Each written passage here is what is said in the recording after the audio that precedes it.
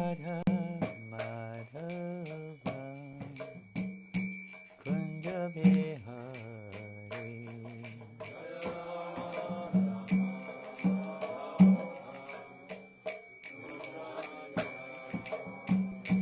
Jaya Radha Madhava Kunja Bihari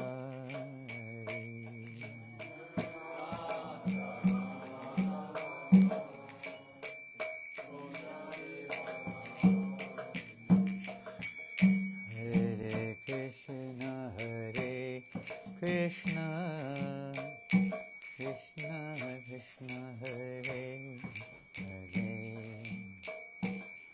Hare Rama Rama Rama Hare Hare Hare Krishna Krishna Krishna Hare Hare Hare Rama Rama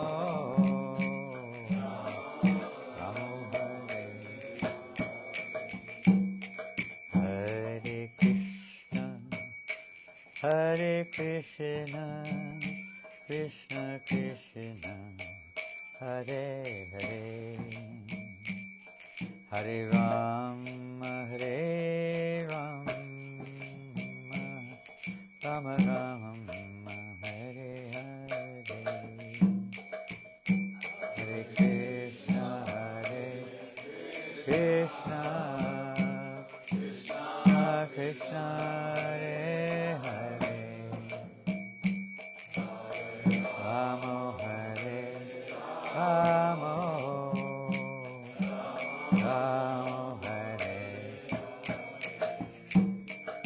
Hare Krishna Krishna Krishna Hare Hare Hare Rama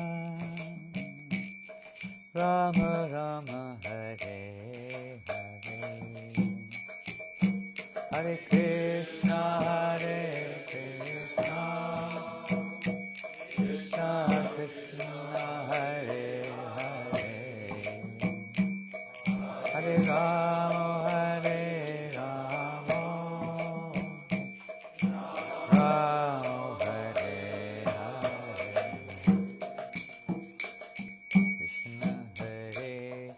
Hare Krishna Hare Krishna Krishna Krishna Hare Hare Hare Rama Rama Rama Hare Hare Hare Krishna Krishna Krishna Hare Hare Hare Rama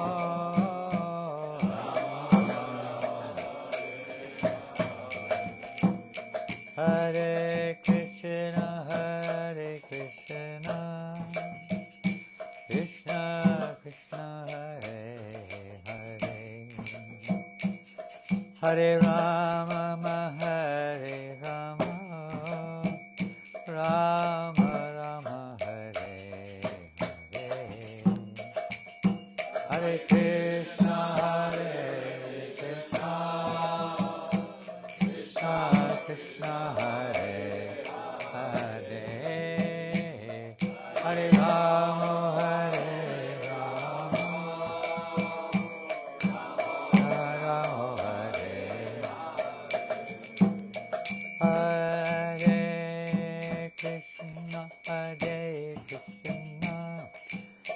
Krishna Krishna Hare Hare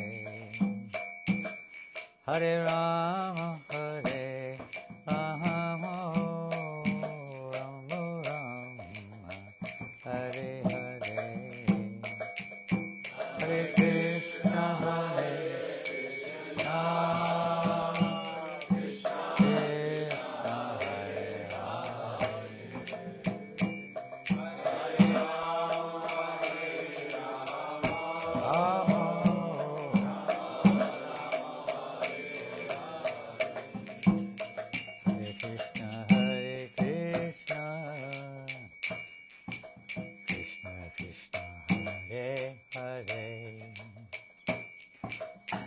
Hare Rama, Hare Rama, Rama Rama, Hare Hare, Hare Krishna, Krishna, Krishna, Krishna, Hare Hare, Hare Ramo, Hare Ramo, Ramo Ramo, Hare Krishna, Krishna Krishna, Hare Hare, Hare Rama, Hare Rama, Rama Rama, Hare Hare, Hare Krishna, Krishna Krishna,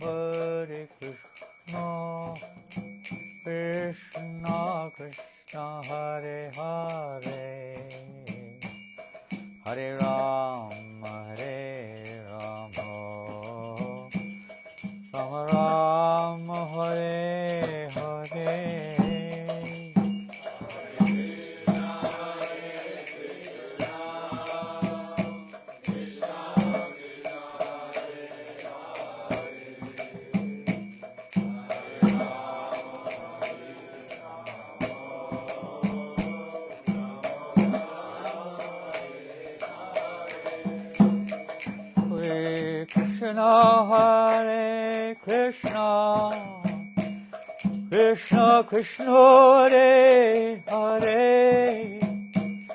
Hare Rama, Hare Rama, Rama Hare Hare, Hare Krishna,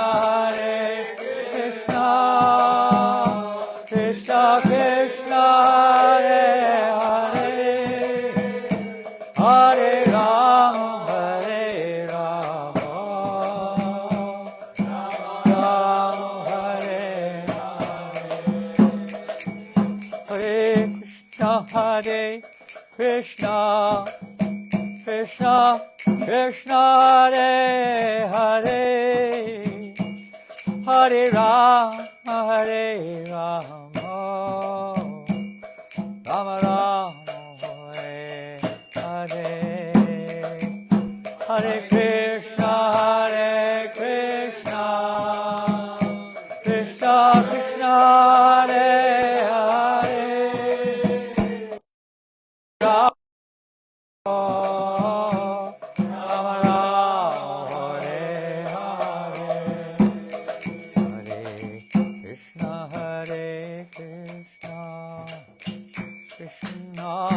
Krishna Krishna, Hare Hare, Hare Rama, Rama Rama, Hare Hare, Hare Krishna, Krishna Krishna, Hare Hare, Rama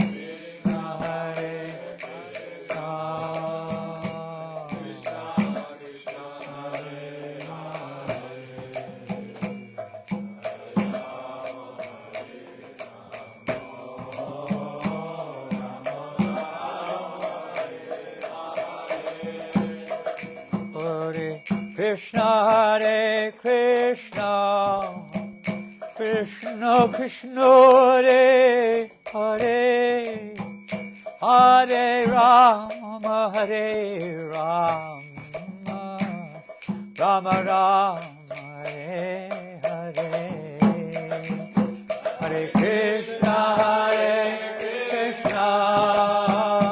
Krishna Krishna, Hare Hare, Hare Rama, Hare Rama, Rama Hare Hare, Hare Krishna, Hare Krishna, Krishna Krishna, Hare Hare, Hare Rama, Hare Rama, Rama Rama, Hare Hare, Hare Krishna, Krishna Hare Hare, Hare Rama, Hare Rama, Hare Krishna, Krishna Krishna, Hare Hare, Hare Rama, Rama Rama, Hare Hare, Hare Krishna, Krishna Krishna, Hare Hare, Hare Rama, Hare Rama, Hare Krishna, Krishna Krishna, Hare Hare, Hare Rama, Rama Rama, Hare Hare, Krishna Krishna, Hare Hare, Hare Krishna, Krishna Krishna, Hare Hare, Hare Rama, Rama Rama, Hare Hare.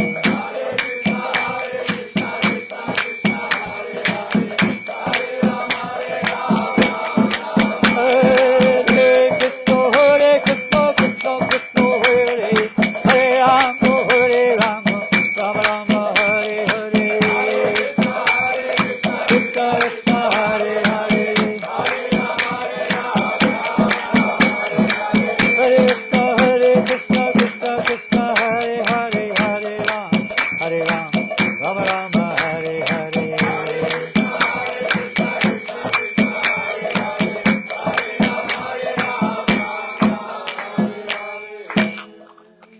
Go Premanandi, Prabhupada ki Jai, Hari Rama Sankirtan ki, Shri Vrindavan Dham ki, Shri Shri Gaurnitai ki, Shri Shri Krishna Baram ki, Shri Shri Radha Shama Sundar ki, Shri Giriraj Maharaj ki. Go Premanandi, all gloriously assembled devotees, all glories to Shri Guru Brahma, all glories to Shri Prabhupada. Nama Om Vishnu Padaya Krishna Vishtaya Bhutale, Srimate Bhaktisiddhanta Swamiti Namani, Namaste Saraswati Deve, Gauravani Pracharine, Nirvasesha Sunyavadi, Pastachati Shatari. Hare Krishna. Be late for your meeting. I still have 40 minutes. 40? Oh. Maybe, yeah. Oh, okay. So, plenty of time. So we're going to go over again. I don't think we read this together, as far as I remember, in Mayapur. Some of you were there in Mayapur when we were reading from Bhaktisiddhanta Vaibhava. But I don't think we read this section together. This is called Service to Shastra. Everybody knows what Shastra means, I hope. So this is every single chapter is full of, let me say, hidden jewels which may come to the surface as we hear. Om Jnana Timirandasya Gyananjana Shalakaya Chakshur Militam Yena Tasmai Shri Gurave Namaha Shri Chaitanya Manovish Stapitam Yena Bhutale Swayam Rupa Kadamayam Dadati Shva Padantikam Nama Om Vishnu Padaya Krishna Vastaya Bhutale Srimati Bhaktivedanta Swamiti Namane Namaste Saraswati Deve Gauravani Pracharine Nirvasesha Sunyavadi Pastachari Shitani Nama Om Vishnu Padaya Krishna Vastaya Bhutale Srimati Bhaktisiddhanta Saraswati iti namani. Shri Bharsha Bhanavi Devi Dayatai Kripabde Krishna Sambandha Vijnana Dayane Prabhave Namaha. Madhuyojvala Premadya Shri Rupa Nuga Bhaktida Shri Gora Karuna Shakti Vigrahaya Namostite. Namaste Gauravani Shri Murtaye Dinatarne Upanuga Viruddha Apasiddhanta Dvanda Harne. Jai. Shri Krishna Chaitanya Prabhu Nityananda Shri Advaita Gadadhar Shri Vasadi Gaur Bhaktivinda.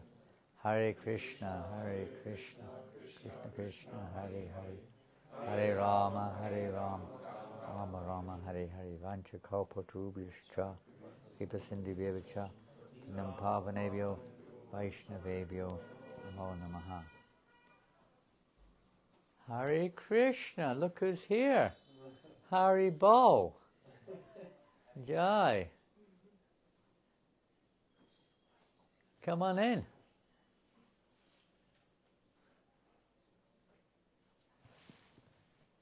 Welcome, Raj Prabhu, Hari Bo.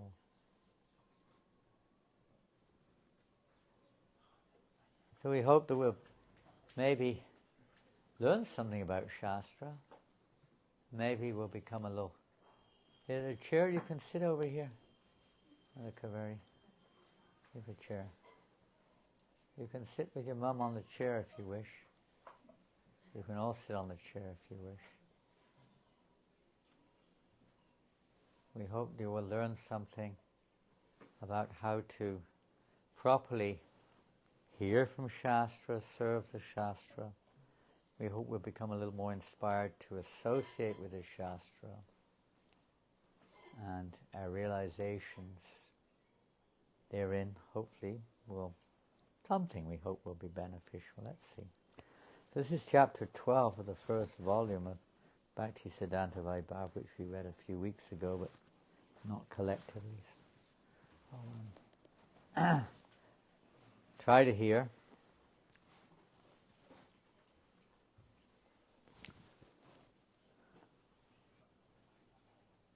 Following the footsteps, you could say, of specifically his father, who very much emphasized presenting the Lord Chaitanya's teachings in written form.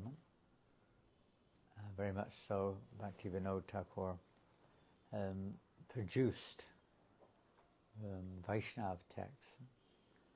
Previously, there were, of course, Chaitanya Charitamrita and others were there, but they were very misunderstood or misrepresented or not presented at all. But there were many writings of various apasampradayas and what have you. So to counteract that and to give the world a chance to hear the actual teachings of Lord Chaitanya, Bhaktivinoda Thakur took it upon himself, amongst many other things, to produce literatures of various kinds. He's a prolific writer. Many of those are very famous amongst devotees today and well read. Prabhupada, Srila Prabhupada also, you can see, he obviously studied the literature of Bhaktivinoda Thakur as well as his own Guru Maharajas. And here, Bhaktisiddhanta Maharaj carries on in the vein of his father, who trained him from a child in proofreading, editing, printing, and everything regarding, you could say, production of books. He wanted his family to assist him in this, publication of books, etc. So that definitely was passed on from Bhaktivinoda Thakur. And of course Bhaktisiddhanta passed it on to our Srila Prabhupada. So Srila Saraswati Thakur was absorbed in scripture and philosophy, and in relishing and explaining Shastriya verses. He seemingly had unlimited knowledge of Shastra. You can say the same with Bhaktivinoda Thakur. If you may not read at this stage of your devotion, it's not necessary to do that, but probably at some stage you will. Many texts which he's published. Prabhupada said the primary ones amongst his literature, generally this is Prabhupada's statement, were Ajaiva Dharma and Chaitanya Sikshamrit. these two publications of Bhaktivinoda Thakur are very, very significant to devotees. And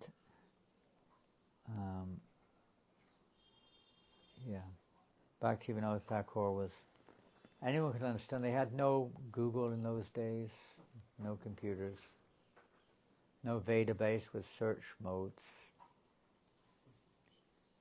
If you read his books, you can easily understand this is a person who is seeing the truth. He's not just trying to recount what he's heard from here and there, but he's seeing. If you see something, it's a little easier to describe it, isn't it? If it's in front of your eyes. But when it's something we've heard from somebody else, your memory may not be so, clear. And if it's a very vast subject matter, it's certainly, even if you do remember, you won't remember it in the right context or the right order, or whatever it is. But one who's a self-realized soul sees the truth. So Bhaktivinoda Thakur is writing, as Prabhupada said, we mentioned that several times in last month, how Prabhupada had said that, when he writes, he's not writing exactly, he's an instrument, it's Krishna who is speaking to him as he writes. So the self-realized souls are seeing the truth, but the Absolute, the Supreme Personality, is also dictating to them, dictating what to write, how to, whatever can say together. They are revealing this truth to the world. Unlimited knowledge of Shastra, which he quoted profusely both in speaking and writing. For instance, he cited over 200 scriptural sources in his Anubhasya on Sri Chaitanya Charitamrita. And in his commentary on Sri Chaitanya Bhagavat, he clarified the important phrase Dasaprabhu De Beda, the difference between servant and master. Come on in. Don't be shy. Thank you for lunch today. Thank you for lunch. Just remember, I'm not eating tomatoes. He's forgotten. I was for a while, but the Ayurvedic doctor told me to stop again, so I stopped. Very obedient.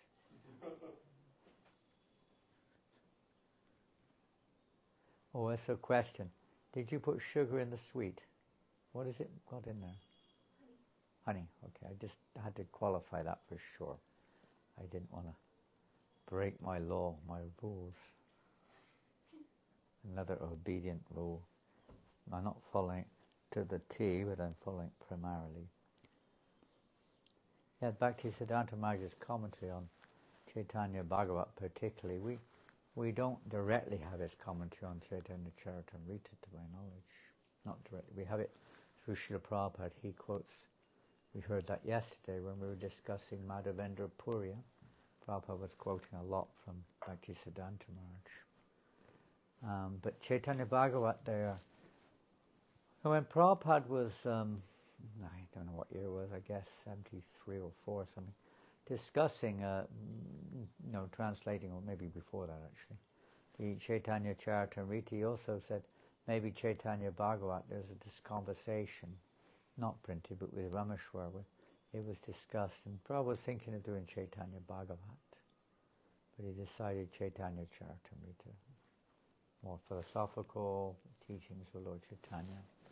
Chaitanya Bhagavat is very much an interaction with Lord Chaitanya and his devotees, relationships, favorable devotional relationships. It's very important also. Prabhupada also wanted to translate that. It's already done, you could say, at least and actually translated. The commentary wasn't translated, but it was commented on by Bhaktisiddhanta Maharaj, I presume in Bengali, commentary on Chaitanya Bhagavat, which is consequently now available in the English language. A very wonderful text, and with the commentaries, the Anubhasya of Sri Bhaktisiddhanta Maharaj, especially commented on this, the difference between servant and master, by giving a total of 88 Shastriya references, 22 from Svetashvatara Upanishad, 21 from Brahma Sutra, 16 from Mundaka Upanishad, 9 from Chandogya Upanishad, 8 from Kata Upanishad, 7 from Brihat Aranyaka Upanishad, and 4 from Taittiriya Upanishad, and 1 from Rik Samhita. We didn't just take it from our Puranas or, traditionally Vaishnava. He's taking it mostly from the Vedas, the Upanishads, which are the philosophical explanations of the Vedas. They're considered to be, corollaries of the Vedas, so to speak, explanations of various aspects of the Vedas. So he took all these quotes to explain the difference between servant and master. We're not all one. Srila Bhaktisiddhanta Saraswati viewed scriptural writings not as mere amassments of information, but as a direct presence of the acharyas who had authored them. That's quite an interesting meditation. Not just as amassment of knowledge or information, but rather one is getting the association of the compilers of those scriptures, Vyasadeva, whoever it is, Kaviraj Goswami, and so on, and all those personalities were therein. By propagating the Acharya's message, he desired to increase the number of people serving them. He taught that one can attain the association of the Acharyas. How do we get their association? Well, he taught it by preaching Shastra Vani, by preaching the teachings of the scripture. You can get the association of those great persons. By reading it and hearing it also, but the realization or the full revelation or the association of those great persons, they're not obliged to reveal themselves. That's their free will. They have more free will than we do. They have absolute free will. But their free will is completely in accord with the will of Krishna, as is not at this present moment, maybe somewhat. And they don't reveal themselves to anyone and everybody just because we demand it. It's not necessarily, they're not obligated like that. Srila Saraswati Thakur wanted that at least the more intellectual among his disciples be learned in Shastra. And we see that in our own ISKCON movement, that not all of us are learned. Obviously we should have at least some learning, otherwise it would be difficult we might develop sahaja tendencies or whatever it is, or misunderstandings of various kinds. So some learning is there, basic sambandha gyan, basic understanding of the truth should be there. More, of course, can come. Through realization, Krishna reveals the truth. It's not that everything, like Gokishore Das Babaji Maharaj was illiterate, couldn't read or write, but he understood all the meanings of the Shastra. Although Bhaktisiddhanta was a very educated, learned man, he submitted himself to Gokishore Das Babaji, who was illiterate. So it's not a question of just, let's say, book knowledge or literacy capacity, but it's the consciousness and the awareness and the realization. Let's see. To this end, he instituted demanding courses of study leading to Bhakti Shastri and other degrees, each requiring extensive knowledge acquired from several seminal books passed down. Even his academically less inclined disciples were minimally required to imbibe the Dasha Mula, the 10 basic points of Vaishnava philosophy, according to the teachings of Lord Chaitanya, as described by Srila Bhaktivinoda Thakur in his teachings regarding Dasha Mula. First, and here we go, it's important to know these. I don't know if they're all listed, let's see.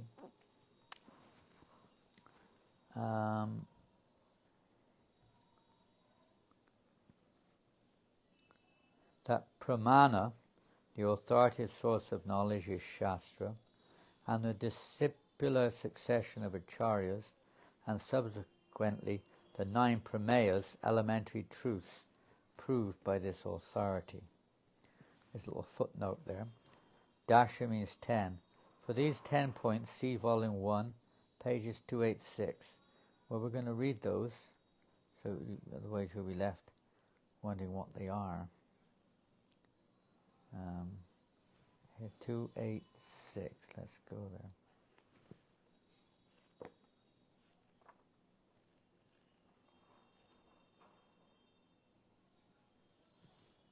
There we go. Here are those 10. The statements of Amnaya are the chief evidence or proof of all truths, or tattvas. By these statements, the following topics are taught. And here are the topics. Krishna is the supreme absolute truth. So, Prabhupada will sometimes ask little questions like this as tests for initiation. Who is the supreme? Krishna is the supreme absolute truth. Next one. Krishna is naturally replete with all energies. He doesn't lack anything. Krishna is the ocean of rasa. Only in rasa, mellow relationships of various kinds are only found in full in the personality of Krishna. No other expansion is a reservoir of all rasas. They may have certain rasas, like in Vaikuntha, Lord Narayan, it has 2.5 rasas are there, present. Neutrality, service, and reverential friendship. But it's not complete. It's not the same as the friendship of the coward boys in Vrindavan. They're not like bowing down to Krishna and, with a little bit of friendship mixed in with it. They, Krishna, come here. I want to stand on you. I want to get up on that tree. They're totally even, Stephen. But the love is there. It's a very intimate relationship. The jivas are separated parts of the Lord. We understand from Bhagavad Gita, the living entities, when separated energies, we're separated in the sense that we're different from the Lord. We have free will to express either in union or in disunion with the Lord. Living entities they have differences with the Lord in quantity and sometimes in their choices, of course. So they're separated parts of the Lord, but we can become connected. Jivas in the bound state are under the influence of matter. Jivas in the liberated state are free from the influences of matter. Everything is different from and identical to the Lord. Everything comes from Him.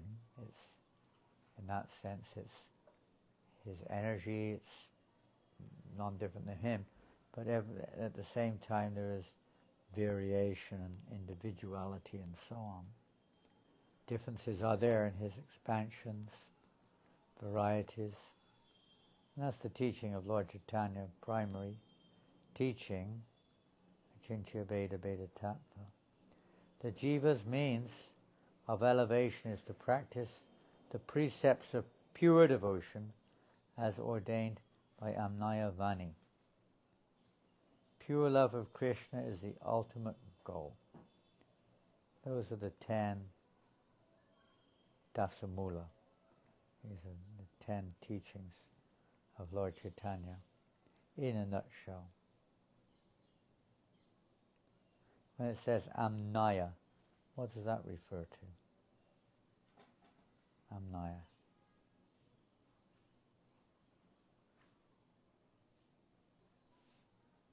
Amnaya, do you know?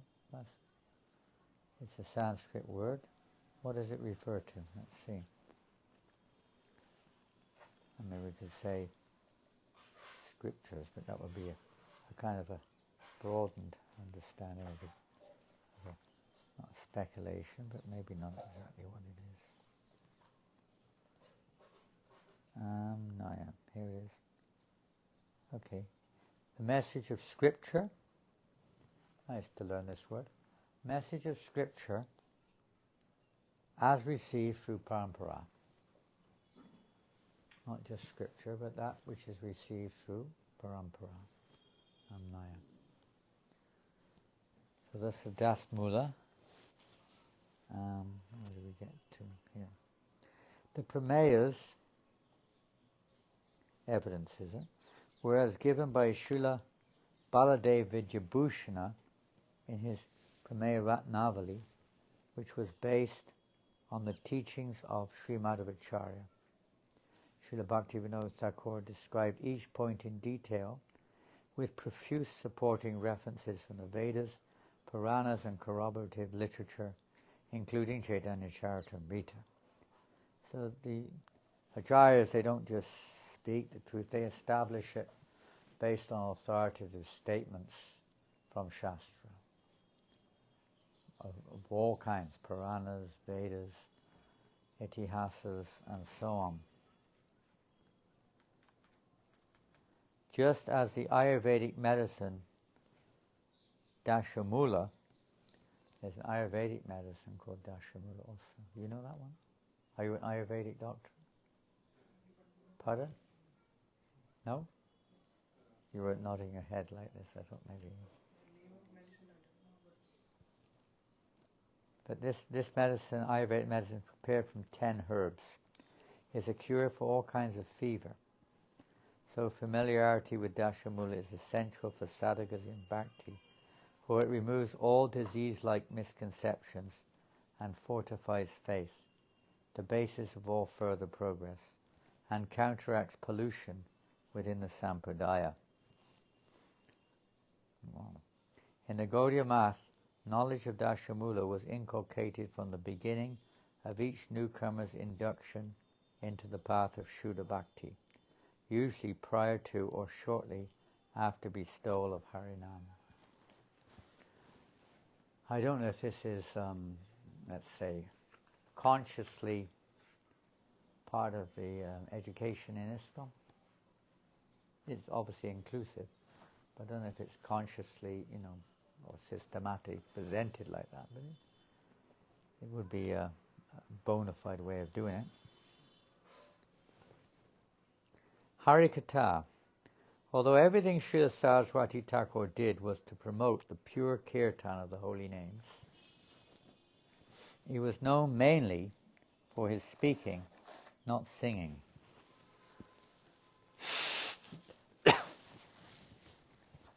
He claimed kirtan as his only activity. Yet clearly his kirtan was primarily Harikatha. He often explained Sri Chaitanya Mahaprabhu's famous dictum, Kirtaniya Sadahari, generally understood to promote unceasing chanting of the holy names, as an injunction for non-stop glorification of the Lord by Harikatha. Thus Harikatha was Srila Bhaktisiddhanta Saraswati Thakur's life, issuing forth from his lotus mouth as naturally as breathing. There's nothing else inside. What's inside comes out. And because it was so nectarian to share this and to glorify Lord Hari Krishna, he was constantly speaking about Krishna. He said, I have had the opportunity to hear and discuss these topics since the beginning of my life. I've been discussing these points for 50 years now, in great detail and at every moment throughout the 24 hours, when awake and even when slumbering.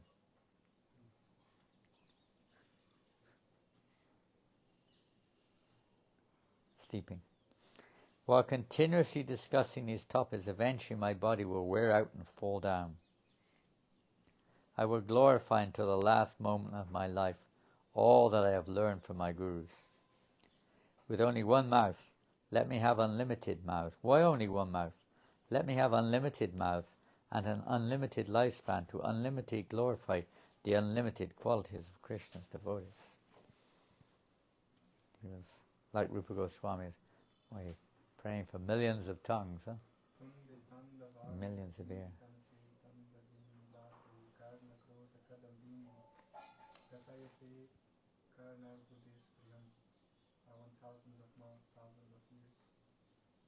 Nectar.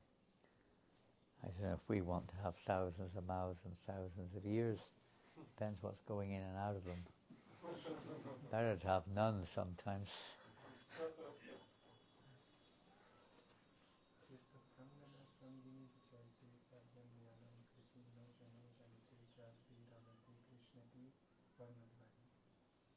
These two syllables, Krishna, they take power over my senses. Yeah. That's what it should be. The Kirtan culture widespread in Bengal had sprung from Lord Chaitanya's propagating Harinama Eva Kevalam, misunderstanding of which had led to under-emphasis of the importance of Shravana, hearing Harikatha. But Srila Bhaktisiddhanta Saraswati revealed that Harikatha is the Svarup Shakti of Harinam. Interesting statement. Just as Krishna is properly worshipped not alone, but with his Svarup Shakti, Shri Radha, recitation of Harinam is incomplete and improper unless accompanied by hearing Harikatha. He stated that wherever Harikatha is spoken is a tirtha, and that Harikatha is the guardian of genuine sadhus in a world where everything that surrounds one is ready to become an enemy and attack the unprotected. Moreover, he stressed that taste for and faith in Harikatha is the very root of Hari Seva, and would cite Harikatha hi kevalam paramam shreya. Harikatha alone is the supremely beneficial activity, and there is no other method of well-being besides unceasingly and attentively hearing discourses about Hari from the highest devotee, who is the most beloved of Krishna. There is no other means for attaining service to the Absolute, save the guided oral activity for catching the transcendental sound. These are all quotes from Bhaktisiddhanta Maharaj, this last section. He would quote, Taddinam durdinam manye megachanam durdinam yaddinam krishna samlapa kata piyusha vajitam. I do not consider bad a day covered with clouds, but one devoid of discussing the nectar of Krishna Katha is a bad day. Srila Saraswati Thakur was a voluble river of ambrosial Krishna Katha, being fully imbued with and non-different from transcendental energy. His words had the capability to enter the deepest recesses of hearers' hearts and connect them to the spiritual. Simply upon hearing him but once, several persons surrendered and became his disciples. His potency derived from his own faith in and dedication to delivering Harikatha. He said, without spending 200 gallons of blood in preaching Harikatha to all individuals, they will receive no impression. Even though we do this, many hearers remain unaffected. Nonetheless, we are ready to speak Harikatha. There is a great lack of Harikatha, a great lack. I've gone to the 7 places that give liberation. In India, there's places like Ayodhya, Mathura, Mayapur, Hardwar, Kashi, Kanchi, Avanti, and Dwarka.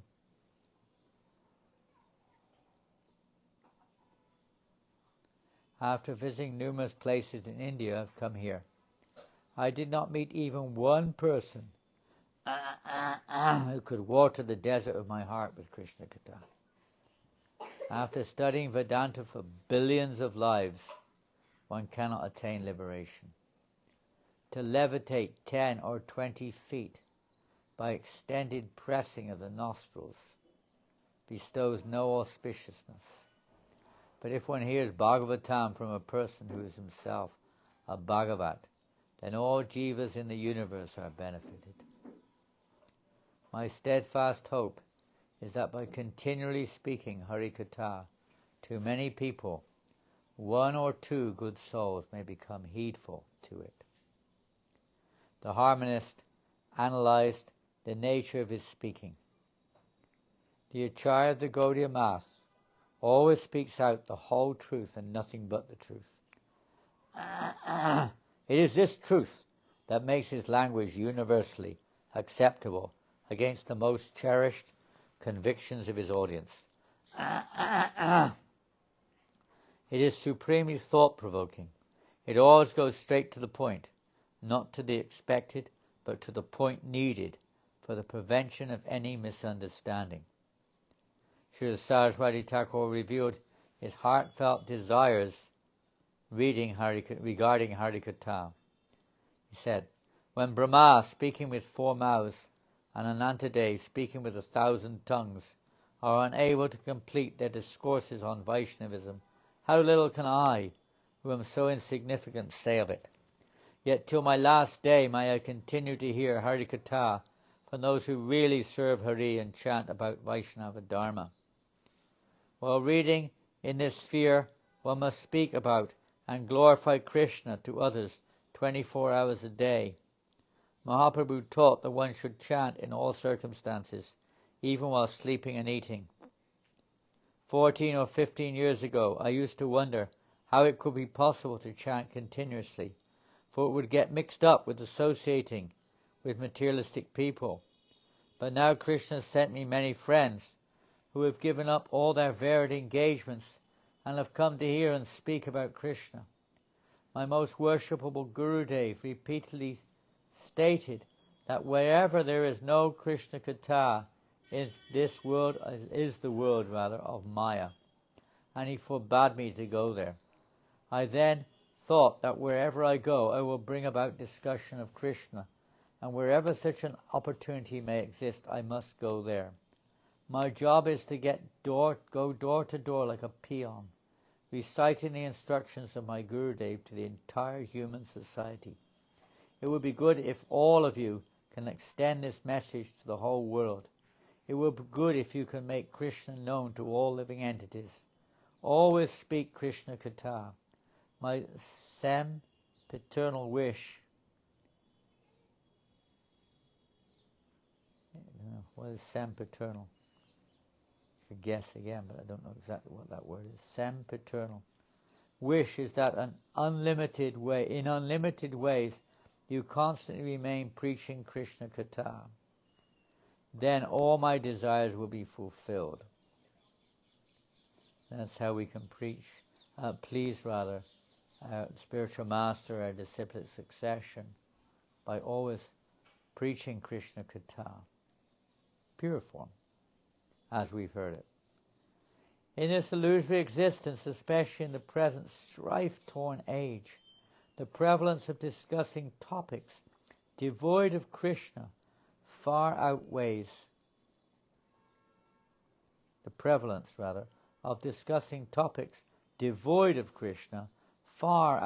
that of Hari Katha. Hence it is the duty of devotees to preach topics of the limitless Supreme Lord up to the last moment of life. Prabhupada also displayed this. He wanted this privilege to die like a soldier on the battlefield, speaking Krishna Katha to his very last breath. And more or less that's what happened. Huh? In Vrindavan he was dictating even in his last day practically. Almost last day of Bhagavad commentary. Never stopped. In pursuance of this ideal, Srila Saraswati Thakur often spoke animately for hours, formally or informally, to large gatherings or to merely one or two individuals. The harmonist reported his divine grace is accessible at all hours to persons of all conditions. He talked almost continuously during his stay at Allahabad to those who came to him. Apart from his regular lectures in various branches of the Gaudiya Math diaspora, he also spoke occasionally in other temples, in educational institutions and public halls, and often in private homes, especially those with prominent and well-educated citizens. Sometimes he ranged over various topics, other times elaborating specific points in great detail. In those days when people generally led relatively relaxed lives without multiple diversions, that reduced their attention span, protracted religious sermons were a welcome part of life. Many persons used to stay for hours and hours and hours and hours listening. Now after a short while people become disturbed. They lose their focus. Restless. What to speak of 5 hours? Imagine sitting there for 5 hours listening to Harikatha. For some of you, maybe that would be the most relishable thing you could think of. But maybe not everybody. And certainly not the majority of people in society, that's for sure. I'm not going to say majority of devotees, but a lot of devotees will also find that very difficult, even if it's very, pure. We're not so. Taste is not there.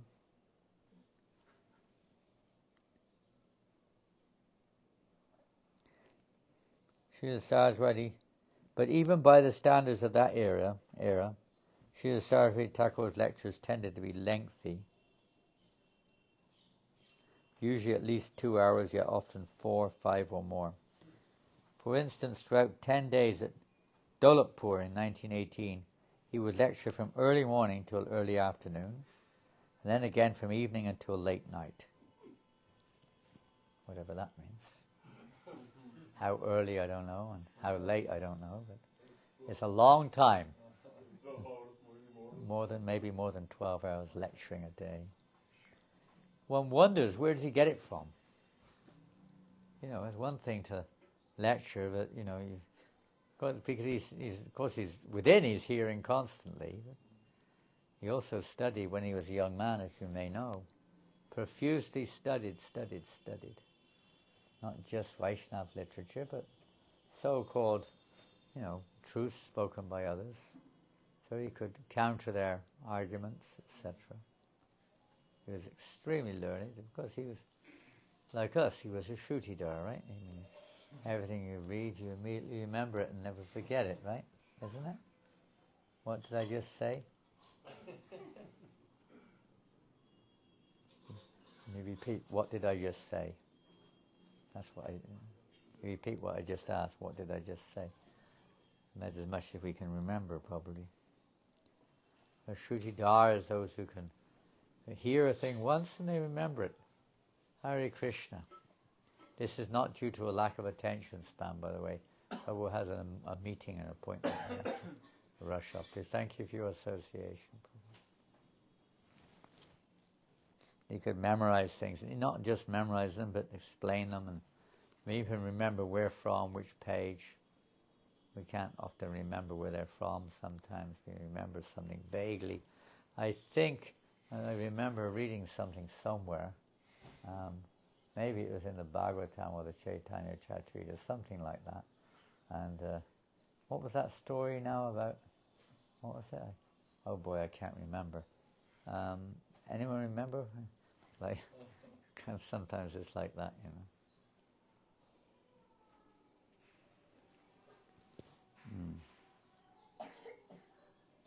And the Bombay Chronicle of 15th May 1933 reported, His Divine Grace gives the regular discourses from 4 p.m. till 8 p.m. every day. His dream was unlimited Harikatha, when big city halls have been transformed into Gaudiya mats and Harikatha is heard everywhere. At that time the whole world will be filled with ecstasy.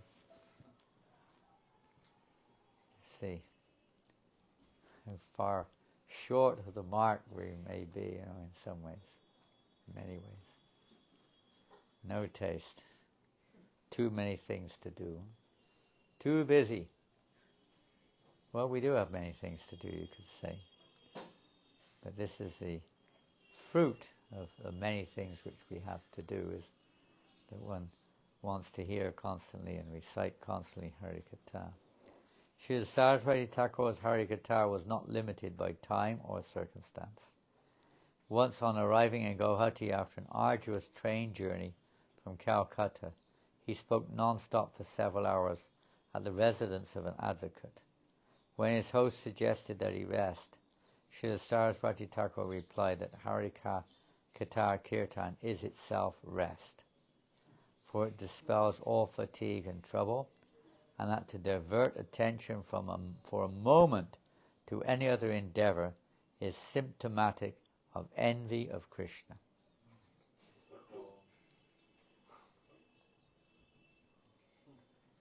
Sometimes at the Gaudiya Math, he would be sitting on the upstairs veranda outside his room late at night chanting or instructing disciples. So some of you came with us.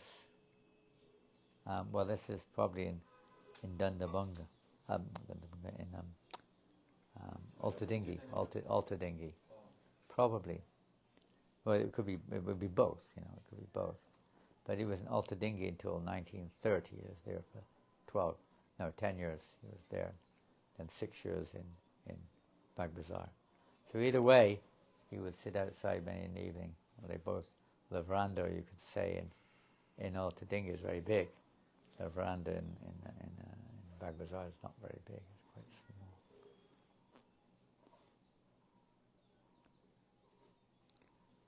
He would call out, "Who goes there?" According to the response, his preaching would begin. His response, it is I. Srila Saraswati Thakur might then ask, but who is I, the body or the soul? And the ensuing discussion might continue deep into the night. Unlike most popular religious orators, Srila Bhaktisiddhanta Saraswati spoke primarily on tattva and rarely on lila. And when revealing lila, he did so through the lens of tattva-jnana. Yet, this highly philosophical approach was not simply intellectualism, but was always directed at understanding the supreme object of understanding, the personality of Godhead, and understanding the need to surrender to Him by comprehending His position as paramount and that of the jiva as utterly subservient. As he would say, religion without philosophy is sentiment, sometimes fanaticism, while philosophy without religion is mental speculation. When he did narrate Lila Katha, can you put that light on over there? I think it's the second button there. Maybe the last one. Anyway, there, it's on now. That's it, you've got it. It's on, don't worry.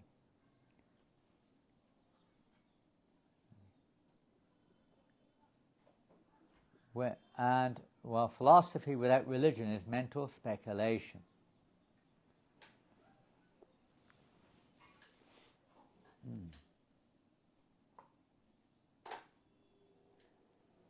When he did narrate Lila Katha, it was not quasi-spiritual entertainment, nor description of privy pastimes beyond the realization of his hearers. It's a topic later on discussed in the next volume on Raganuga Bhakti. At different times he commented on his mode of delivery. No one can enter into Bhakti without understanding the worthlessness of all viewpoints and theories of this world. People are committing common errors. I try my best to explain their faults. For this reason my discourses are long. We need to say many things all at once, but if we do so, the listeners won't be able to catch it at all. So we have to speak in bits to get it understood. All disturbances in the universe would be solved if people simply agreed to regularly hear Harikatha from pure devotees. Solution to all problems. Often the exhorted listeners, all that is required of you is to lend me your ears, and stress the need to hear submissively. Said, when a person speaks Bhagavad Gita, one can heckle or obstruct him or oppose his conclusions to try to beat him. Maybe best, I'm not sure. But we should know that there is no means of attaining eternal benefit except hearing about and glorifying the Lord. Nanya panta vijate yanaya. There is no other path for going there. He asserted the extreme necessity of hearing Harikatha. We insist, always hear Harikatha. If someone says, my son is on the brink of death, we would reply, even so, you should go on hearing Harikatha. One must be delivered from foolishness. One must turn his heart from material subjects to Krishna. He insisted that to be actually effective, hearing must be one-pointed. One cannot hear Harikatha if he goes to the theatre or cinema, listens to mundane music, or the speeches of professional reciters or so-called pandits, or associate with or pays attention to men attached to women, or to anyone with an outlook different from that of Shuddha Bhakti. Kundan Lal was from a respectable family of Agra, the members of which were by tradition votaries of Chaitanya Mahaprabhu, and had married Kundan Lal had married an English woman, and for 20 years prior to taking Harinam from Srila Bhaktisiddhanta Saraswati, had been the assistant editor of the Manchester Guardian. Knowing that Kundan Lal was by profession well acquainted with war tactics, once when Srila Bhaktisiddhanta Saraswati was delivering a lecture attended by him, he gave a martial simile. He said, just as an army lands in a country and the fight begins for capturing the territory, we must allow Krishna to land in our hearts. Upon entering, he would challenge all materialistic intellections. This entire area is mine, he was. All of you are trespassers, he would say.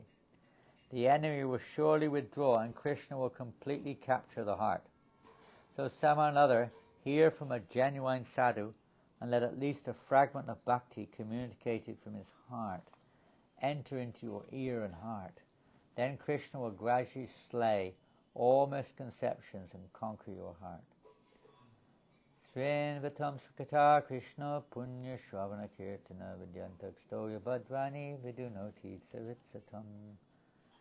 Sri Krishna, the personality of Godhead, the Paramatma in everyone's heart, and benefactor of the truthful devotee, cleanses desire for material enjoyment from the heart of the devotee who has developed the urge to hear his messages, which are in themselves virtuous when properly heard and chanted. By regularly hearing about Krishna and rendering service to the pure devotee, all that is troublesome to the heart is almost completely destroyed, and loving service unto the personality of Godhead, who is praised with transcendental songs, is established as an irrevocable fact. Onward we go. First canto Bhagavatam. Shortly before his disappearance, while Srila Saraswati Thakur was sitting in his car just prior to leaving Puri for the last time, his disciple, Sri Jadumani Patnaik, pleaded, now that you are departing, what should we do? Srila Saraswati Thakur answered, hear the Bhagavatam daily in the mat. Srila Saraswati Thakur regularly discoursed in the Gaudiya mat to his disciples. His lectures were profound, and even though intricately philosophical, always fresh and invigorating. As he spoke, he constantly introduced angles of understanding not known to ever been heard or expressed before. I wish, and we can all wish, but there were no tape recorders during the time of Bhaktisiddhanta Maharaj. Can you imagine? If there were, I mean, I saw one movie, and I don't know how authentic it was. Somebody said it was a real movie. Maybe it was. But, you know, lectures. Imagine listening to his lectures. Imagine. How powerful. Isn't it? I mean, listening to Prabhupada is incredible. And, well, we're listening through Prabhupada to his lectures like that.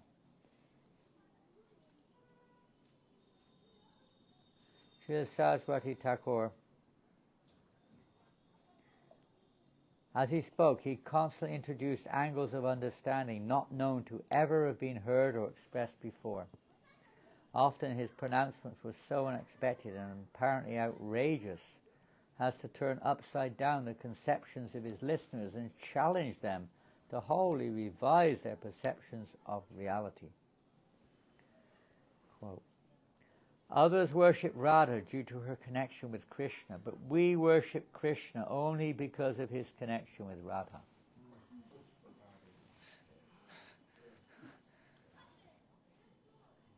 Kurukshetra is the best place for bhajan. Only bogus, hollow people favor Vrindavan.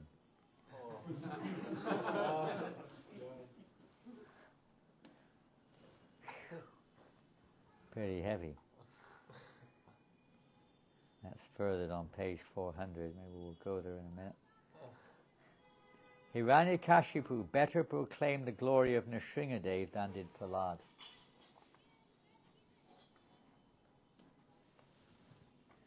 Better to dismantle the temple and print books. I have not come as a contractor, but as a peon of Chaitanya Deva's Vani. The neophyte devotee's ringing the temple bell is more beneficial than opening innumerable hospitals. A neophyte ringing the bell, what to speak of a more advanced Vaishnava. But that one about Kurukshetra, let's see what it says. Whoa. That is a revolutionary statement and a half, isn't it? The glories of Kurukshetra. Ooh. As told by Srimad B.R. Sridhar Maharaj. Srila Bhaktisiddhanta Saraswati Prabhupada was thinking of opening a theistic exhibition in Kurukshetra, showing with dioramas how Krishna and his friends came there from Dwarka and the gopis from Vrindavan. It is mentioned in Srimad Bhagavatam that during the solar eclipse they came to bathe in Brahmakund, a sacred lake in Kurukshetra. You probably thought it was because he was more in the mood of, you know, Aishvarya and Dasya and so on, and Kurukshetra battle and everything, you know. We're not interested in this Vrindavan mood and all this sentimental stuff. We're interested in the real thing, Kurukshetra. Down to earth. No, a little different. Srila Prabhupada wanted to show that pastime with a diorama, Bhaktisiddhanta, and so the exhibition was arranged. He had handbill invitations printed and 20,000 circulated in the area. In this connection he told us, all of you know that only the bogus, hollow people and men of shallow thinking like Vrindavan. I was very much perplexed to hear this. I've been told that Vrindavan is the highest place of spiritual perfection. You read that everywhere. Nectar of instruction everywhere. Only liberated souls actually can enter Vrindavan and have the opportunity of discussing about Krishna. Vrindavan is for the liberated souls. Those not liberated from the demands of their senses may live in Navadvip, but only liberated souls may live in Vrindavan. We better pack our bags pretty quick here. I'm out of the picture. Now Prabhupada was saying that shallow thinkers appreciate Vrindavan, but a man of real bhajan, real divine aspiration will aspire to live in Kurukshetra. Hearing this, I felt as if I had fallen from the top of a tree. What is this, I thought. I'm a very acute listener, so I was very keen to catch the meaning of his words. The next thought he gave us was that after visiting many different places of pilgrimage, Bhaktivinoda Thakur remarked, I desire to spend the last days of my life in Kurukshetra. I shall construct a cottage near Brahmakund and pass the rest of my days there. Kurukshetra is the real place of bhajan. Let's go right away. Why? Service is more valuable according to the intensity of its necessity. Shrewd merchants seek a market in wartime because in that dangerous position money is spent like water without any care for its value. They can earn more money if a war comes. In the same way, when Srimati Radharani's necessity reaches its zenith, service to her becomes extremely valuable. According to its necessity, service is valued. And in Kurukshetra, Srimati Radharani is in the utmost need because Krishna is so close, but their Vrindavan Leela is impossible. Can you imagine how frustrating that is? In a football game, if the ball is just inches from the goal, but again comes back, it is considered a major loss. In the same way, after a long, everyone goes. In the same way, after a long separation, Krishna is there in Kurukshetra, so the hankering for union, felt by his devotees, must come to its zenith. But because he is in the role of a king, they cannot meet intimately. The circumstances do not allow the Vrindavan Leela to take place. So at that time, Srimati Radharani needs the highest service from her group, the Sakhis. Bhaktivinoda Thakur says that in that situation, a drop of service will draw the greatest amount of prema. In the pastimes of Radha Govinda, there are two aspects, Sambhoga, divine union, and Vipralambha, divine separation. When Radha and Krishna are very near to each other, but cannot meet intimately, at that time service can draw the greatest gain for the servitors. Therefore, Srila Bhaktivinoda Thakur says, I shall construct a hut on the bank of Brahmakund in Kurukshetra and contemplate rendering service to the divine couple. If I can achieve that standard, where the prospect of service is so high, then there is no possibility of ever returning to this mundane plane. I don't know what we're going to make with that.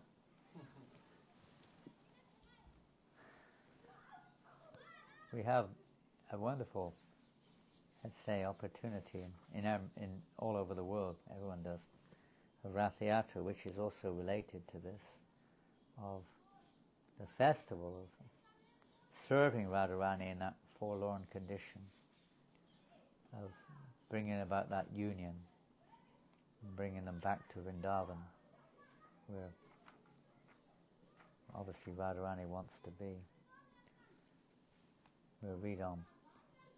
Shocking as such statements might have seemed, persons who regularly listen to Srila Saraswati Thakur could appreciate that his Bhaktisiddhanta was indeed truth, and that the conventional intellections he combated were actually false and thus were actually thus inauspicious, misleading and dangerous. When lecturing at the Mass, Srila Bhaktisiddhanta Saraswati usually sat cross-legged on a plain, low wooden stool, there being no special raised seat kept exclusively for the Acharya, as in some traditional mats. When speaking in his room, he would sit on an ordinary wooden chair or in an armchair, with his feet on the ground, his disciples sitting cross-legged on the floor. According to custom, Srila Saraswati Thakur proceeded formal Harikatha by reciting Mangalacharana. He often ended with a verse glorifying the Supreme Lord and his devotees, or supplicating their mercy, or with one that summarized or brought to a conclusion the subjects he had spoken on. Many of his discourses, especially less formal ones in the mat, were delivered without a given theme. Even his scheduled daily lectures were mostly not according to a sequential series of verses. He would simply vent whatever transcendental thoughts were then flowing in his ever-inspired consciousness. Often before beginning a formal speech, he would have a disciple sing a particular kirtan, or occasionally have 2 or 3 disciples consecutively chant specific kirtans according to his direction. Sometimes his Harikatha consisted of explaining the import of all or part of a song that had just been recited. Traveling from place to place with his sannyasis and senior disciples, Srila Saraswati Thakur lectured widely to the public, giving scholarly discourses on diverse theological subjects with titles such as Sri Bhasya and Anubhasya, Achintya Beda Beda Tattva, and Vishishta Dvaita, Sridhar Swami and Mayavad, and so forth. Apart from such traditional themes, he also gave topical illustrations such as Professor Einstein's theories, medical experiments with monkey glands, and the Pope's endeavors to bring peace to Europe. To demonstrate various points, he often cited anecdotes, largely from his own experience and from the lives of the recent acharyas, Srila Gaurkishore Das Babaji, Srila Bhaktivinoda Thakur, and Srila Jagannath Das Babaji, and from biographies of other acharyas and Puranic figures. He also gave brief didactic analogies, such as comparing persons who prayed to God for material boons to a man who approached the king and was told, "Whatever you want, you can ask from me." Yet the man responded by asking for a pinch of ashes. In deliberate contrast to professional Bhagavatam reciters who expected financial remuneration, Srila Bhaktisiddhanta Saraswati would not accept money after delivering Harikatha, but directed donors to give it to the mat. When during a lecture a legal clerk interrupted with a question, Srila Bhaktisiddhanta Saraswati told him, "Please do not disturb now. I will reply after the talk." After concluding, he requested him to now voice his query, but the clerk had forgotten it. Nothing unusual. Srila Saraswati Thakur admonished him, "Inquiries are meant to be meaningful, not asked merely out of curiosity." Had the question been serious, you would not have forgotten it. He gave the example of Sanatana Goswami, who had inquired on spiritual subject matter from Lord Chaitanya, saying, "Sadhya sadhana tattva puchite na jani, kripakari sabha tattva kaha na apani, ta apani." "I do not know," Sanatana said, "how to inquire about the goal of life and the process for obtaining it. Being merciful upon me, please explain all these truths." At Satchinandana, prior to a lecture, Srila Bhaktisiddhanta Saraswati once asked devotees why they had only halfway spread the large rug for attendees to sit on. When told that only a few listeners were expected, he replied, "Brahma Adi Deva Gane. You cannot see who is coming to hear Bhagavatam. Innumerable gods and goddesses are coming to attend Gauranga's Arti and hear Harikatha. We must have a place for them to sit, so unfold it fully and make a place for them." In London, Prabhupada had us install 2, as you may have seen or heard, 2 Vyasasans on the altar, next to the altar, one on each side, for Lord Brahma and Narada Muni to come, where they can sit comfortably and hear the kirtan or be there, the Harikatha.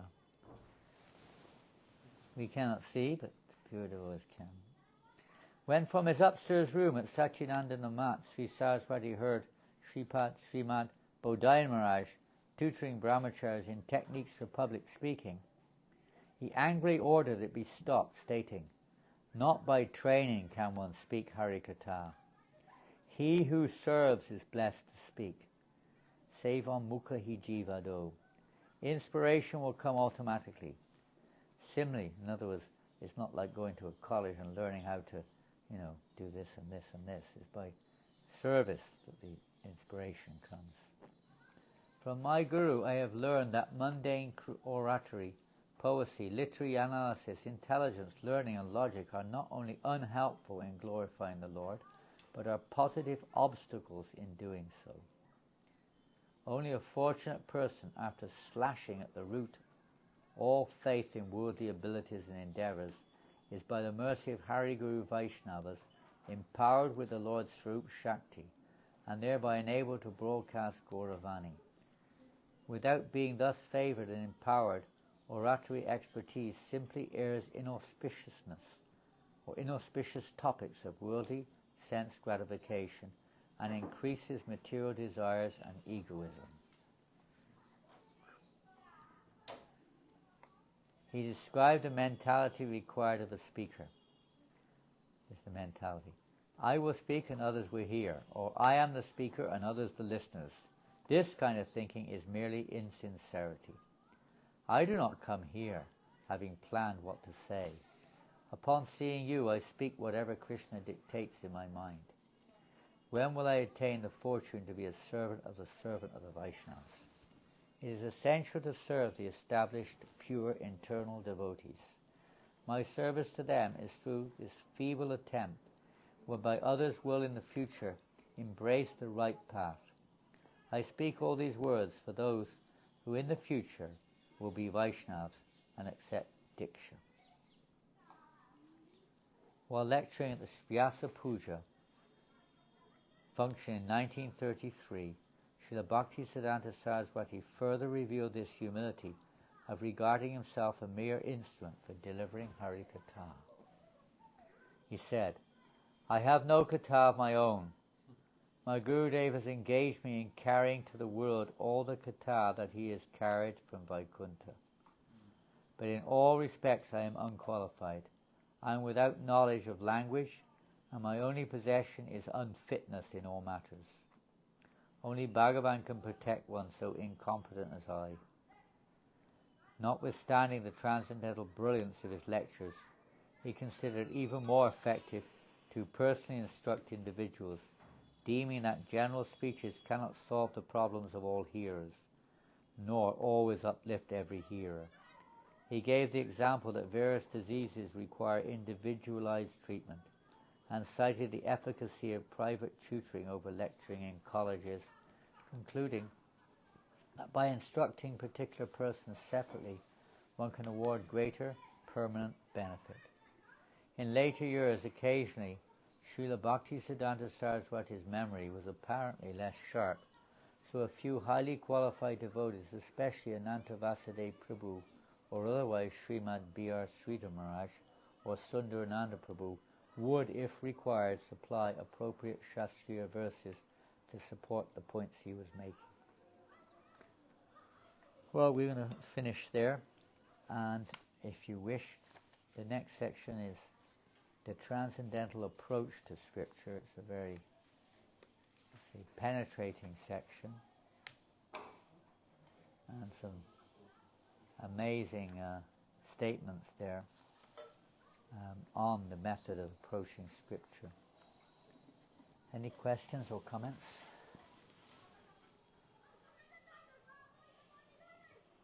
Yes, Vajalakshmi. Or just reading. Most of it I couldn't comment on because it's beyond my ability. When he said that we have to go door to door to give the instruction, is it according to the person that we will meet, we will give different instruction, or there are some general instruction that we change? What are those instructions? Door to door. Well, they were two separate things as far as I can remember. Talking to people individually, obviously will be according to their situation to some degree. Going door to door in terms of speaking Harikatha to everyone in the world. Lord Chaitanya or Lord Nityananda would simply ask people to chant Hare Krishna. So you have to use some common sense there if you're going door to door. You do have to, and I don't have to, but generally the degree of discrimination is involved. Especially if, like in Paris, for instance, doors go door to door sometimes. You have to have some degree of discrimination is there. We don't usually, I suppose you could, but we don't usually knock on the door if it's a Muslim house. For various reasons. In Malaysia, you're not allowed to, for instance. It's against the law to speak Hari Kata to a Muslim. It's against the law, get arrested, deported if you're not a Malaysian. So you have to take time and circumstance into account. But generally speaking, to preach to the faithless is understood as an offence. So you have to be careful. We don't just go and preach the same thing to anyone and everyone. You have to have some intelligence to analyze or to understand.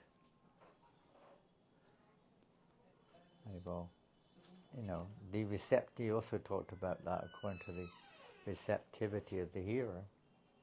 You speak from Hari Kata.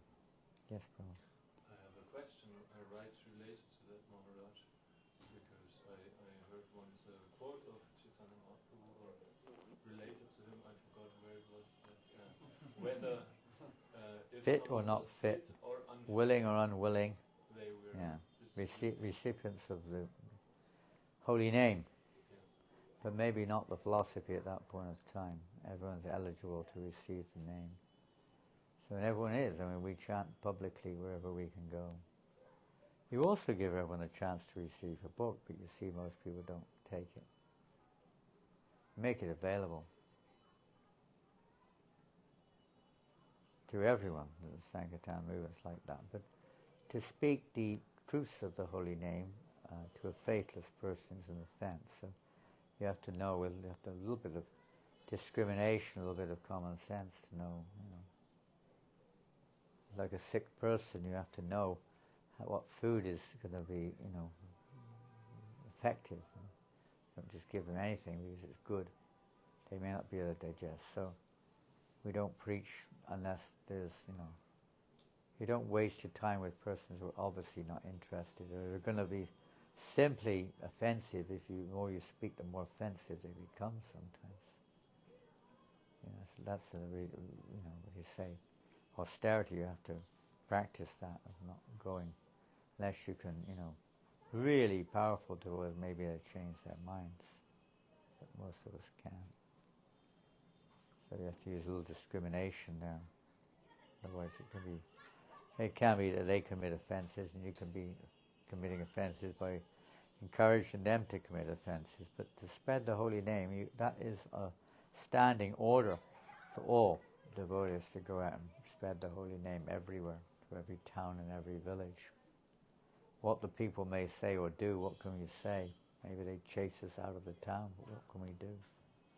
Maybe they throw us in prison.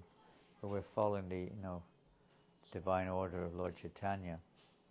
But it's also his order, to be careful not to preach to faithless. So you have to use common sense there. You're going to find in public preaching that, you are going to come across that. You're going to speak something, no matter what it is, unless somebody is going to take it wrongly or become angry or something like that. It's not inevitable, but in many cases it happens. Despite the fact you're trying to present Krishna consciousness it's not sectarian in any way, but in a way which doesn't appear to them even sectarian, but rather general. Still people get offended. That's unavoidable, but we don't purposely do that. It just happens sometimes. Same on book distribution, it happens sometimes. People attack the Harinam parties sometimes. But we still make it available. It's one of those purificatory, effects of Sankirtan. Yeah. Krishna Maharaj, thank you for the inspiring class. So you mentioned that Srila Bhaktisiddhanta was often speaking on Tattva and not on Lila. So That's what it says here. So according to our neophyte position, what should we preach more on Tattva or Lila? On the streets. Oh, of course, on Leela, obviously. Well, I mean, In the temple, yeah, in temple. on Tattva. The situation in any public presentation, Lord Chaitanya's example is given, that in general public he would speak, practically speaking, wouldn't speak, he would just get everyone chanting. When it came to devotees who were not on a very elevated platform, he would speak mostly Tattva, depending on who they were. According to the person, that's why sometimes Bhaktisiddhanta Maharaj would speak, would do also. We sometimes don't hear that, but he would speak very deeply on Leela. But with, selected disciples, generally speaking. Generally. There may sometimes be exceptions to the rule, but that was the general rule. There's Tattva in public.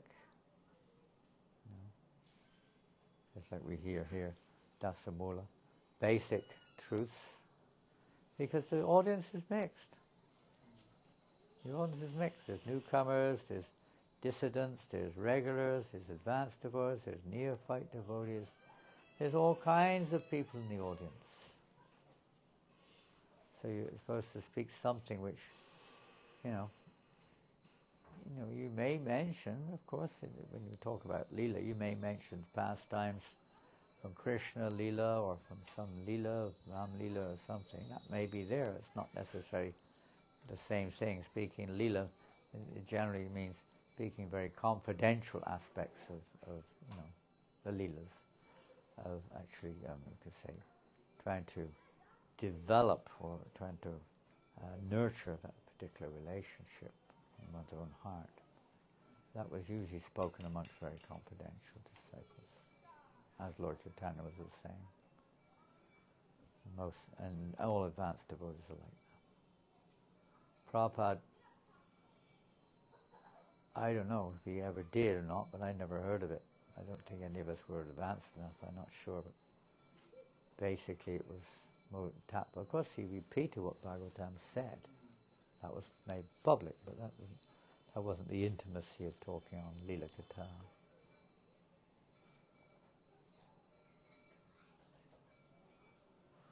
Anything else? As we see in ISKCON, there are many speakers, and you can have some of your preferred speakers. So how much we can bifurcate, how much we should hear from Srila Prabhupada, from your own Guru, and from the speaker you prefer? You hear how much you should hear. What's the balance? Well, it's a good question. Classes, of course, are generally given by other devotees, morning and evening. That was the standard Prabhupada established in his time. That we'd have probably, well, let's look at the situation during Prabhupada's time. Now, is there a distinction? There shouldn't be a distinction in this, let's say, the conclusions or we're supposed to, that's what it means. What's that word we heard? Agnyaya. Shastra's passed down through parampara. So we should be speaking what our Guru has said. There shouldn't be a diversion now. If it's a diversion, you have to ascertain it as a diversion, of course, then one would not want to hear such talk.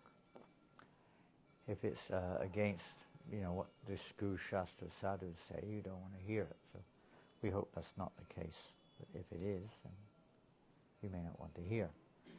There have to be various forums. Now, we haven't developed much in that regard. There is some development, but not much. Because, let's say, I'll give an example. When we joined, we had 5 classes a day. Different devotees would take it in turn to give classes. Even if you were new bhakta, you gave a class after a few weeks. But that would be a small class, like on Isopanishad, and it wouldn't be on Bhagavatam. Maybe Gita, but not Bhagavatam. That was the so-called advanced devotees would speak on that, older devotees. Everyone would attend. What we'll see as this movement grows, and Prabhupada indicated that in Vrindavan. He said, the classes are too sort of generalized and simplistic. Some devotees want to hear, let's say, more developed explanations of subject matter. So Separate class, he said. That's what he necessarily wanted, but he said he indicated that's what you should do. So there will be separate, and we have educational institutes, obviously, which teach devotees, supposed to, help them to enter into more elevated scriptures or parts of scriptures or topics concerning devotional service. That will come. Srimad Bhagavatam, Prabhupada, for instance, said it's for my advanced devotees. But he gave it for everyone, and you see that a lot of devotees, neither they remember anything much, half the time they fall asleep, they're distracted, they can't digest it, depending on what we mean by Srimad Bhagavatam class. If we tell a lot of topical stories and jokes, then probably most people will listen. But that's not really the Srimad Bhagavatam class, that's something else. So, there will be need for that, and there is already, and it's going on to some extent. But in many temples in our movement, we see there's only one class a day. If there's another one, there's only a few people attending. Even the morning class in many temples, hardly half the devotees are not there. Maybe they're on some kind of Mayapur.com, whatever it's called. And half the time they're not listening, they're doing other things at the same time. There's not much tuning in. But that was when Prabhupada wanted particularly his disciples to hear and chant together. And extra time, he said, read my books. Makes sense? But there is also emphasis on listening to Prabhupada also, like there is a tape and all that. So That is in the category of reading. Extra time. But we never play Prabhupada's lectures in the morning. Never. in Delhi it is a No, we do now, but we never did during Prabhupada's personal presence. Well, there could be good reasons for that, because you could hear from Prabhupada, but now, if you don't do that, nobody listens at all. Even if you've got this new gadget, you may or may not listen to it. But that would be my understanding. Now, you missed a class, or you've got some, then you may listen to the class, or you may listen. But it's not a good practice. I'm only repeating what I understand, and I'm not a good example, but it's not a good practice to miss the class and listen to somebody else's class at the same time. That's not what Prabhupada instituted. There may be reasons for that, health, service, locality, etc. But in general, it's not a good principle. As we've heard, studying the Shastras, we will hear, or we did hear, studying the Shastras is not just a matter of knowledge, it's not just a matter of learning, it's a matter of the realization also, which comes from service to the spiritual master's Vani, following his Vani.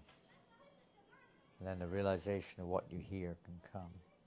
It can come anyway, Krishna can do anything, but that's the usual process. So how much you hear from your spiritual masters, from others, I'd say the classes, but we don't hear enough classes, so you can make up for that. Say, for instance, you're out preaching in the evening, but how much time you've got, I do not know. He's very quiet, your son. He's a very good boy, like a mouse. Even quieter than a mouse. Does he eat sweets or not? Little bit. Only a little bit. Restricted. He's a very strict father, you can see that. No. I'm sure not. A loving father. But we generally don't get that, that hearing together much. Yes, the Ghostas were at one time philosophical gatherings to discuss points which were not understood in the week's classes or whatever. Now they're all management meetings. We never had management meetings.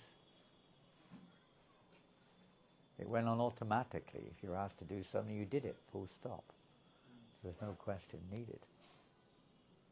Now it's got a logic and reason, explanation, why this, why that. We used to read the finances out regularly in the temple in front of the deities every week. And every day read the Sankirtan out. In fact, in some temples, every day they read the finances, income and expenditure every day. in the temple, in front of the deities, and the devotees could hear. So you're kind of aware of what was going on anyway. There wasn't much going on that side of the world. There was no money coming in anyway. Yesterday we collected €3. €2 was spent on boga, and €1 was spent on whatever, something else, flowers. Wasn't much. But most of the time was hearing and chanting. It was a bit closer to the mark, you could say, than what specialization of service and unlimited activities which are going on now have taken us away. So it's a very good idea that when you're out in the field or you're in a car somewhere, to listen to a lecture or something, or read. Reading should be focused mostly on Prabhupada's books. That's obvious. Not exclusive, but mostly. We're not reading here. We're reading something else, but it mostly focused on Prabhupada's books. I would recommend for those who want to, a good dose of, we say, foundation as well as solid Krishna consciousness understanding. And if you can follow the wording is very difficult to follow in this particular volumes, but I would recommend, in terms of its content, in terms of its clarification, in terms of let's say, the foundation of ISKCON, which is coming from Bhaktisiddhanta Vaibhava, basically. If after reading the Bhagavatam, the Chaitanya Charitamrita, Nectar Devotion, and all the other books, Bhagavad Gita obviously, and other books of Prabhupada's, as more than once, probably, to read this book as a next reader. It's quite something. Quite something. It covers pretty much most of the areas of contention, most of the areas of positive areas, as well as the questionable areas, etc., etc. And it's still relevant. It's not that it's not relevant anymore. Obviously, some small differences have occurred, but basically these are perpetual truths which are not affected by the course of time. They may learning how. It's like Prabhupada in his poem to Bhaktisiddhanta man said, what is it? The message of Krishna. How does that verse go? Put in new dress. How's that one of his offering when he made that Vyasa Puja homage? Blessed that day when he appeared in Puri, that holy place, my Lord and Master, His divine grace. When he appeared in Puri, yeah. And the last verse is something, where is it? Not in here, I don't think, but it's in one of the volumes there. I was reading poems glorifying. Number 3. There's number 3. It's on the table. Keeping number 3 is on the table. Volume 3.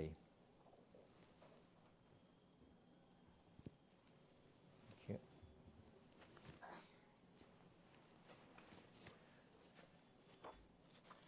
It's in poems.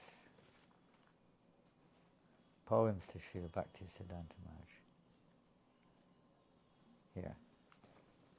The line of services drawn by you is pleasing and healthy like morning dew, the oldest of all but in new dress. Miracle done, your divine grace. It's the last verse of Prabhupada's Vyasa Puja homage poem to Srila Bhaktisiddhanta Maharaj. 8 verses. So Bhaktisiddhanta Maharaj very much liked this poem and had it printed in, I guess, whatever, Harmonist, I think was the English one. Like that. But the oldest of all, it's not a new thing. People think this is a new religion, a new philosophy, a new God knows what. But it's not. It's the oldest of all. It's eternal. But it's to be presented accordingly in new dress. That's all. The message is uncompromising. But the presentation is sometimes needs to be, you have to use a little common sense there. According to time and circumstance. And Bhaktisiddhanta Maharaj was a real innovator, proponent of Yukta Vairagya. How everything is to be used in Krishna's service, not to be ignored. He used cars, he used modern conveniences. I was just reading today when he told his preachers also in the West, when you're preaching in certain circumstances, and you're having, say for instance, you're preaching to dignitaries, he even told them there, you can engage cooks to cook meat for your dignitaries. He did it in Mayapur. He brought cooks in from Calcutta to cook meat when the Anderson, whatever he was, they call him Bengal, he was like the British embassy, not ambassador, but missionary in Bengal. He was like the main man in Bengal on the British government. He came to see, invited to Mayapur, so they arranged for cooks to cook meat to serve him and his party.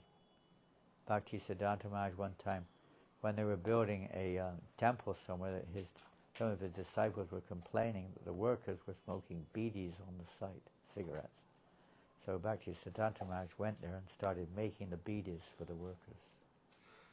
Said, if it's necessary for them to smoke to finish the temple, I will make the cigarettes for them. We don't imitate, but you can get the understanding that you're seeing a higher purpose behind it all. The statement about fasting as well, that you will give rice to those On Ekadashi, well, yeah. They can go out on the street. Quite a few testaments like that on Ekadashi. Some, but not many did, by the way. He gave that. They were saying, we're so hungry we're going out to preach. Because the Bengalis not to eat rice is, It's a crime. It's a crime. it's almost like a blasphemy against the Bengal, not to eat rice. So I said, if you have to eat rice, eat rice. So some of them may have done, but you preach, you're going out to preach. You're not going out to eat rice, you're going out to preach. He said the same thing to Harikesh. Swami, when he was going to the Eastern Europe, you probably heard it's quite famous, he was trying to find a justification not to go there. He was a kind of, a very expressive personality, Harikesh. Eventually he said, but there's nothing to eat there, Srila Prabhupada. There's only meat. There was something to eat, but the main staple was meat. So Prabhupada said, then eat meat. If that's all there is, eat meat. We haven't gone there to eat, we've gone there to preach. And if necessary, to preach, then eat meat. Obviously, it's not what we want to do. He didn't do it either. But Prabhupada was just emphasizing, what we read yesterday, I don't know if we read, I think we read, how in Chaturmasya, or we mentioned, maybe we didn't read, but in Chaturmas, where generally the Gaudiya Math are very strict. So, the minimum they follow is what Prabhupada has written in Chaitanya Charitamrita in the first month. You don't take any green shack. But somebody brought green shack from the garden during that month. No. Maharaj, we can't offer that. It's non-fasting from shack. Said, no, this is a higher principle. This shack has been grown in the Lord's property. Therefore, it must be taken and offered.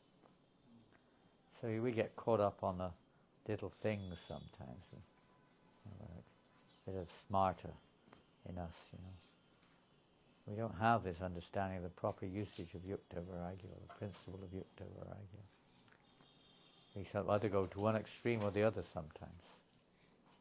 You know exactly how to utilize things according to time and circumstance to achieve a particular goal. Well, I was reading something quite phenomenal this afternoon. What was that about? My goodness. One day, anyway, many things I just can't remember. But anyway, I remember the gist of it. One disciple was justifying, it was exactly the example I gave just now. That of when he said that about meat for his disciples preaching in England, that they could serve meat if they had to. The disciple wrote back saying, this is not going to work. This is, it's going to make a bad name for us. He said, do you think I don't know what I'm saying? I planned this millions of years ago, and you think you know what you're talking about? He wrote back to him. Millions of years ago, he said, I planned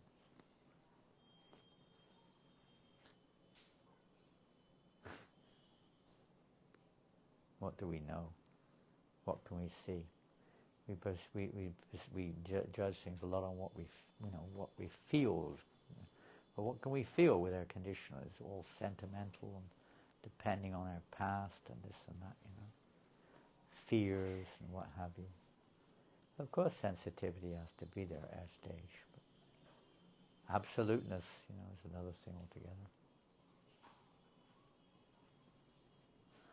Yes, the oldest of all, but in new dress. Imagine how others would think about a statement like that. They didn't like it. His godbrothers. He had godbrothers. Bhaktivinoda Thakur once said. He said even Gokishore Das Babaji did have other disciples actually. Don't usually hear that. He had some other disciples. Not so much around there, but in Tripura and other places he had disciples.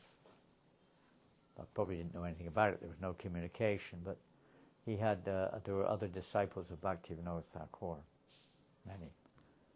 And there's a lot of contention between them and what he was doing. Mostly they didn't agree with him. Very few of them. Most of them didn't. They were against what he was doing practically. So he had to contend with that also. But he knew his business. Bhaktivinoda Thakur specifically given him instructions what to do.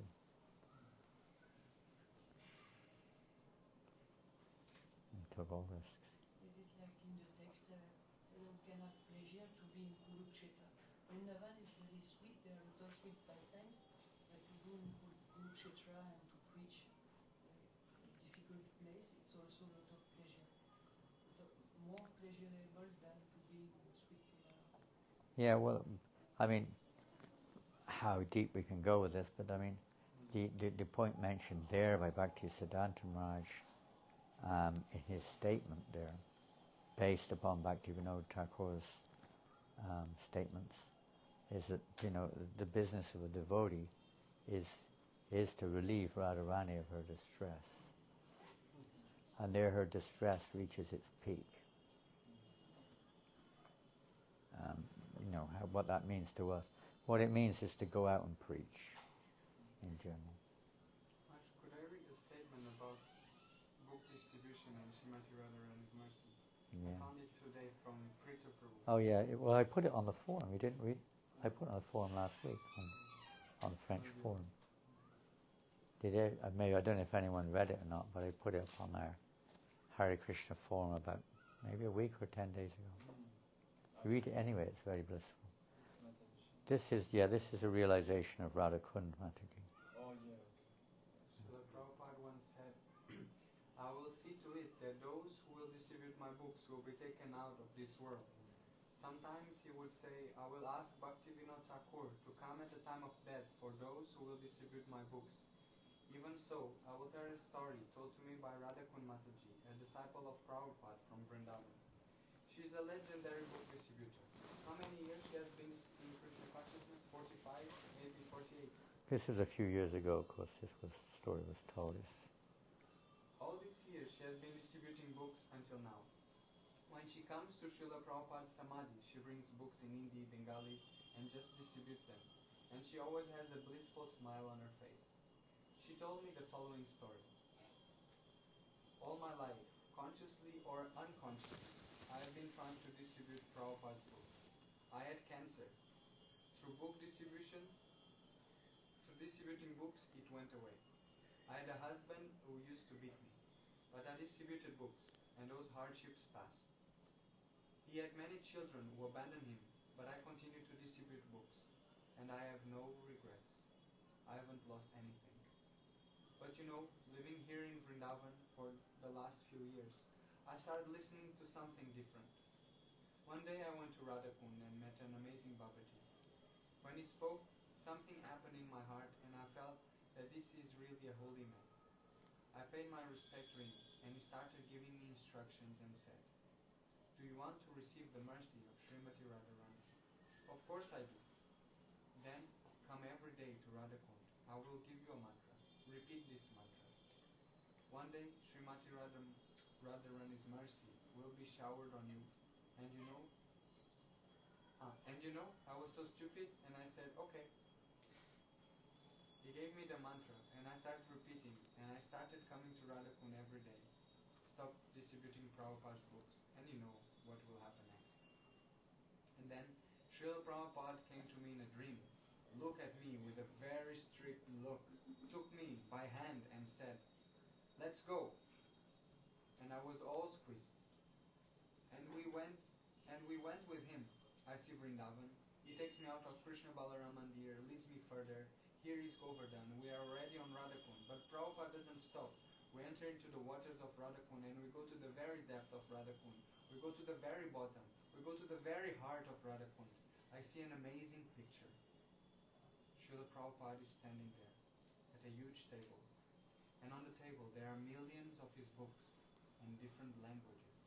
And there are millions of groaning, suffering souls with their hands outstretched and shouting, me, me, me. Srila Prabhupada is standing and single-handedly distributing hundreds and thousands of his books. And everyone who receives stops moaning, takes spiritual form and leaves this world. And I'm standing there looking at all of this and I'm getting chills. Then I'm shaking. Srila Prabhupada looked at me with a stern look. What are you standing? How long are you going to stand? When are you going to start helping me to distribute books? Full. How can you not realize that distributing my books is the very heart of Radhakund? This is what the heart of Srimati Radharani lives by. If you really want to receive Srimati Radharani's mercy, distribute my books until your last breath. I woke up, all in tears, and I didn't go to the Radhakund again. And I didn't repeat the mantra again. I just decided that for the rest of my life, until my last breath, I will distribute Srila Prabhupada's books.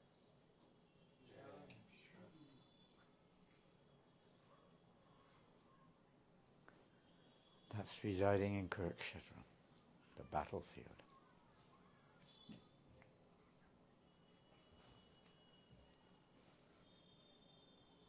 So Maharaj, I decided after reading this, I want to go to Portugal and distribute the Bhagavad Gita. You don't want to go in India anymore. You want as well to stay in Paris with us for the next 5 years, right? No. 50,000 years. 50,000. Till end of this Leela, this life. Yes. Hare Krishna. Vriksharaj Prabhu, thank you for coming to Malakaveri. Have some prasad. Prasadam, hold on. Bring the prasad. The Shamananda always comes armed with yoga, stand and eat.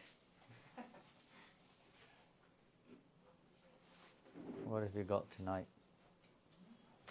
Come.